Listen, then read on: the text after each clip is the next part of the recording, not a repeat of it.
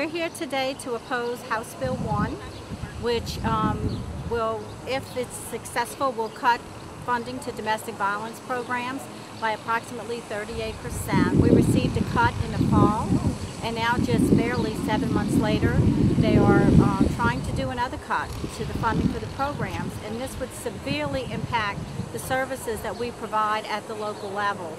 We provide shelter, counseling, food, clothing, a comprehensive wraparound program for survivors of domestic violence. And survivors includes women, children, men.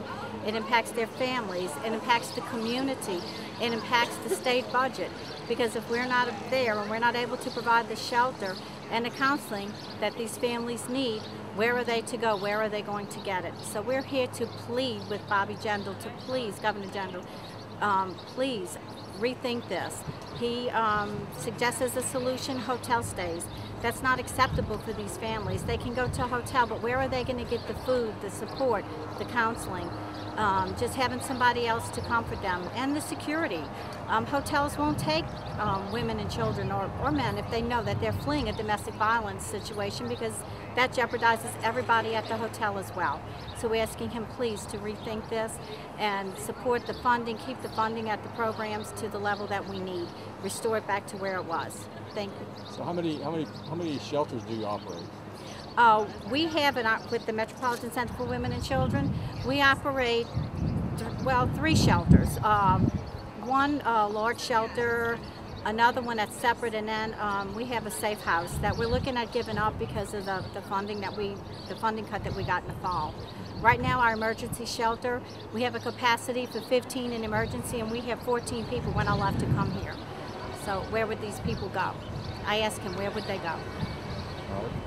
And so, what does your work as an advocate constitute?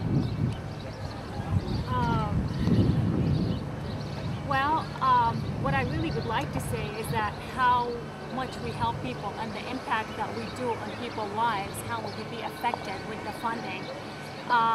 With the budget cut, we try to save money, but for the long run, it's going to really impact us. We're going to take like 3 steps backwards. So many times we try to save on auto repairs and haircuts and you know, fixing stuff in the house, but it ends up costing us a lot more money to fix the damage and then to do what initially we wanted to do. And I do believe if we do that, we are taking a few steps backwards. I grew up in a culture where there is very little or even no domestic violence, so I support for the survivors. So I do know exactly what would that be like, and we don't want to. I don't want to see this, what we have done so far, to go back where it was before. Rula provides the counseling. A woman can, or a family can basically knock on a door and tell us, I'm fleeing domestic violence, and we welcome her in with her children and her family. Immediately provide them as much of a family type atmosphere as we can for the children. A warm meal, somebody to talk to, a safe bed where she doesn't fear going to bed and waking up to another beating.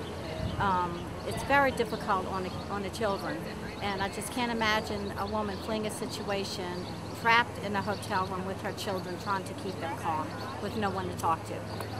So it's very, very important that we maintain our funding so that we don't have to cut direct services any further than what they've already been cut. How much funding do you get from the state? We get approximately about $300,000. It was cut back in the fall, and another cut, it's going to amount to approximately $100,000 cut. It's very difficult, if not impossible, to maintain the services at that budget, even if we try to cut corners with other things. So we're down to the bare bones with staff as we are. So combining jobs is, I just don't know. We're not going to be able to provide this level of services that we are doing now with these cuts.